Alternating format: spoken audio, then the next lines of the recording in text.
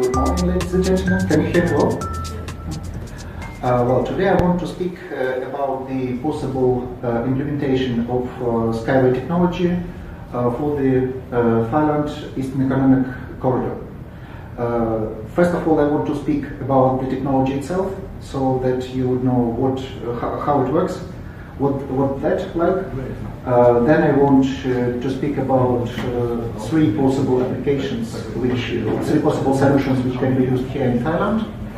And I want to finish with the conclusions and the effect which it can bring to the economy of Thailand. Well, first of all, what's SkyWay? It's a transport system which is situated at the second level, which has several advantages, which are it is fast, the speed is up to 500 kilometers per hour, it's safe, it's ecologically sustainable, it's easily accessible, and it's comfortable. And now I want to show you a small video, so you will see everything by your own eyes. And I want to attract your attention to the fact that everything which will be shown is not a computer graphics, but it's a real video, which is operating in our Technopark in Belarus.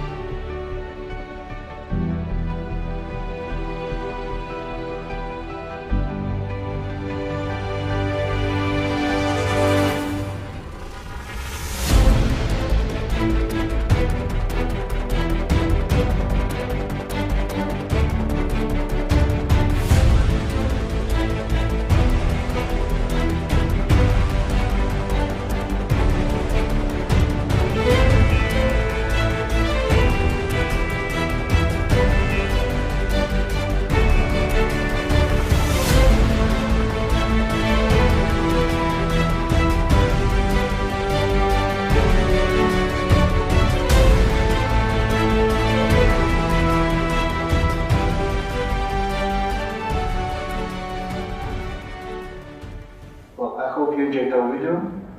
Well, now I want to speak a bit more about the advantages of our transport system as it differs from the conventional transport.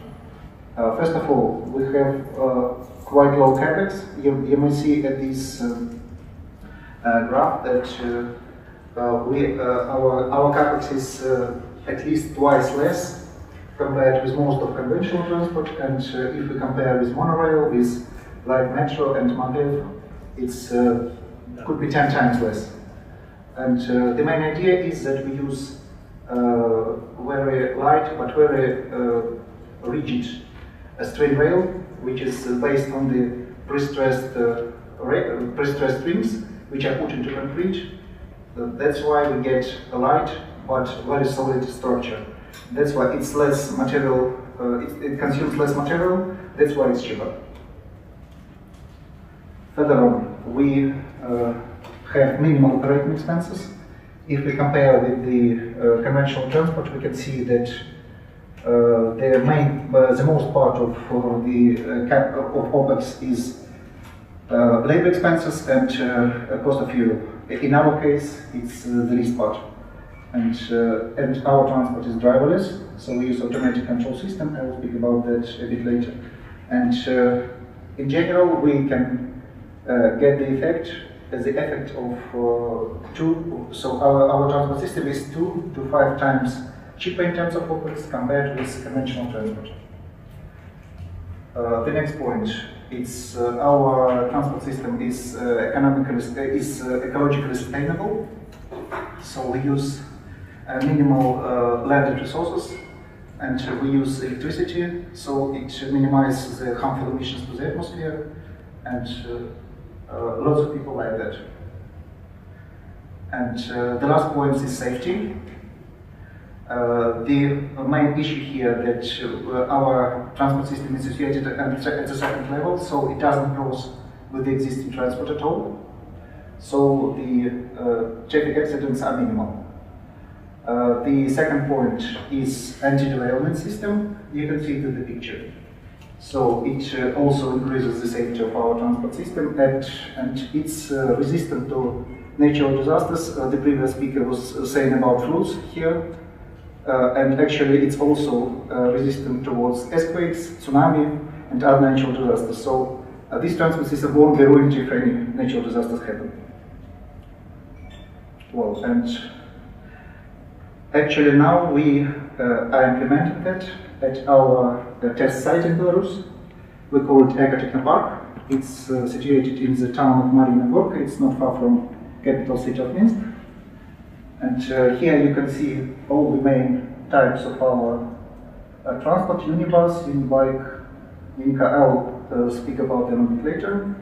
And actually you may also see that we have got, at the end of the previous year, of the year 2017, we've got certificates from the Russian Institute of Urban Transport. That's why these vehicles are not just operating, but they are certified.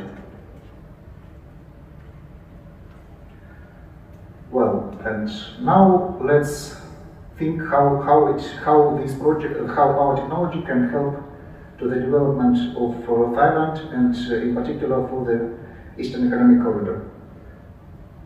Actually, you can see this map, and actually the main points here to connect the seaports and the airports into one integrated transport system. And what we can do here? Well, first of all, we can increase cargo turnover, we can reduce transportation costs, we can increase the convenience of the transport, we can minimize transportation time, because the speed of our transportation is up to 500 kilometers per hour, and we can promote tourism as well. Well, and now let's speak about our main solutions which could be applied here. First of all, it's cargo transportation. So, if speaking about SkyWay transport system, it has several advantages. It's autonomous, it's point-to-point, it's high speed, it's ultra-safe and energy efficient. We have also special solutions, not just for cargo transportation, but for the seaports as well. And many people during this conference were asking exactly about these solutions. You can see at this picture how container transportation could be arranged along the water, for example, and it can combine container transportation at the upper level and passenger transportation at a lower level. So it's a universal transport system. And also we can make offshore ports, so that we put it into the sea and put the storage places into the ground. So we leave the shore of the sea free of any infrastructure, so it can be used for recreation, for some other economic activities.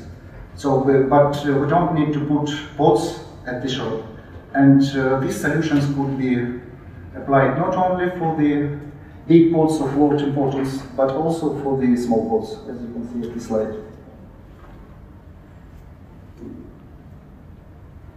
And here you can see how our container transportation could work. So the speed is up to 500, about 50 kilometers per hour. It's automated loading and unloading. Its performance could be up to 30 million containers per year. And we can use track, as I said, total already for passenger transportation. And we have different solutions, not only for containers, but also for bulk, break bulk, and liquid cargo. This is our cargo module, which is called unit truck.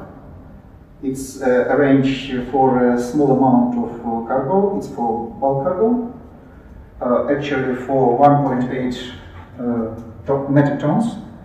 But if we put it if we place them one by one, it can carry quite a great amount of cargo. We consider the performance of such system about 100 million tons per year, even despite it looks so small. It's already operating at our aquatic park, so you may see it in the video. And we also have solutions for loaded and unloaded terminals. And I think that all these cargo systems could be integrated, and it could integrate the airports and seaports into unified transport system. Well, the next solution which I want to speak about is high-speed passenger transport. As I told already, it is up to 500 kilometers per hour. It's bigger compared with conventional high-speed trains, and it can be used to unite cities, regions, countries, and even continents. Here I give at the map, I give the possible example how it could be applied for the case of Bangkok. For example, we can connect Bangkok with Kuala Lumpur and Singapore. And yesterday we were discussing the project Kuala Lumpur-Singapore. I think this solution could be also applied for this project. If we compare SkyWay with other types of high-speed transport systems, you can see that almost all the parameters which are construction cost, OPEX, accident rate, and environmental impact, we are better.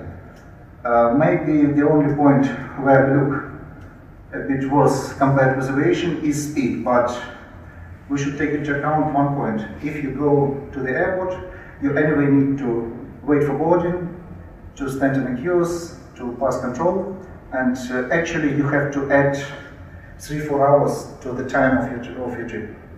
In our case, we get from the city center or city suburb exactly to the city center or city suburb, and actually you will get, for example, if you go for 500 kilometers or for 1000 kilometers, you will get to the place of destination faster. And these are technical parameters for our high-speed minibus. It's designed for 10 people. Its design speed is 450 kilometers per hour, and its performance is about 7,200 passengers per hour.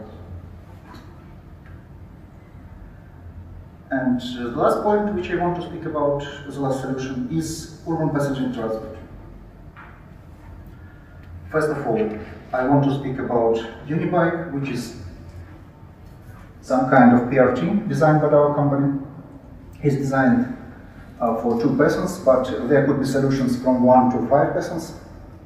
And it can be used as a sightseeing vehicle. For example, it could be, I think it would be really great to go by Unibike to safari, for example, or to see some natural places from the bird's eye view.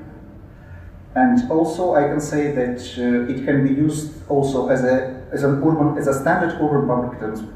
The idea here is that we just put it one by one, and so they can carry quite much passengers. I'll show it later.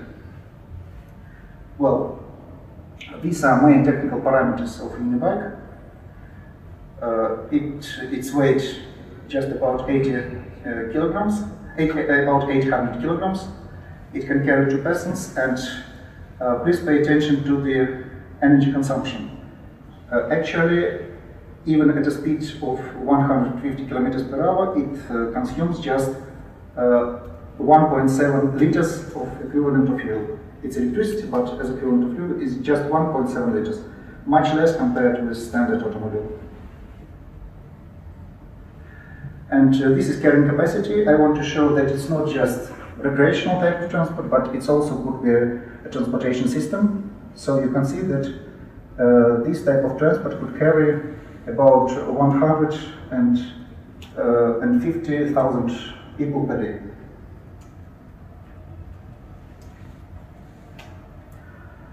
I also want to speak about the other solution, which one is Unibus. which is full-fledged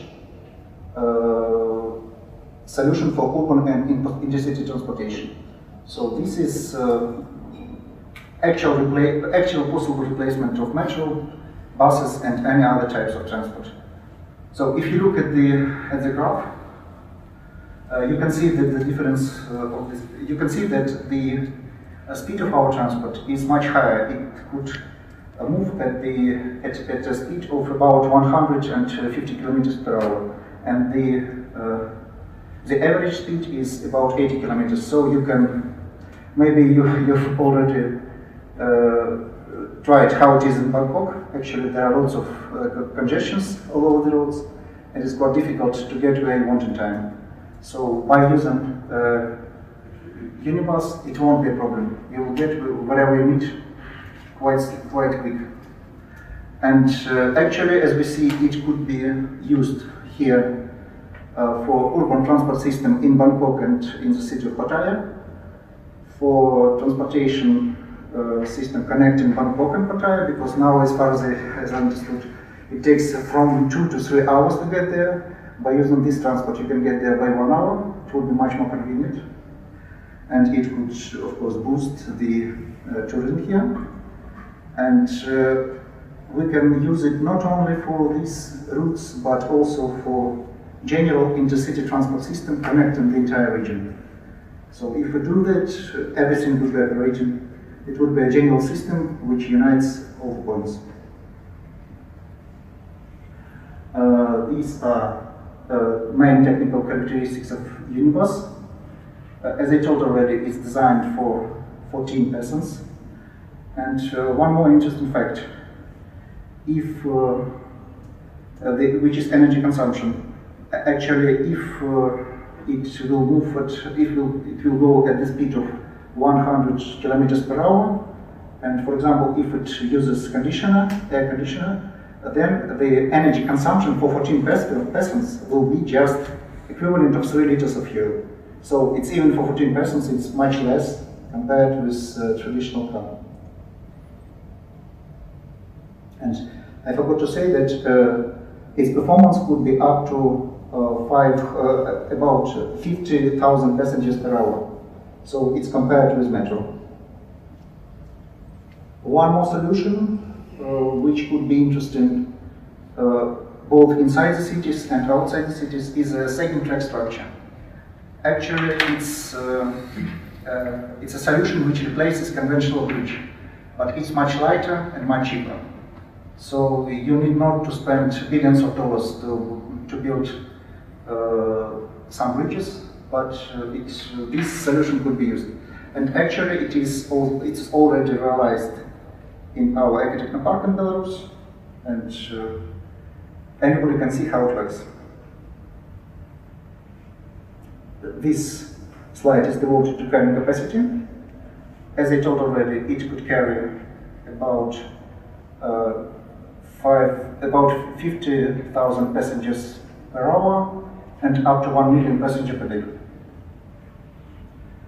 And if speaking about the benefits for urban development, you can see that Unibuses can be integrated into any into any urban infrastructure, and actually it can have the following effects.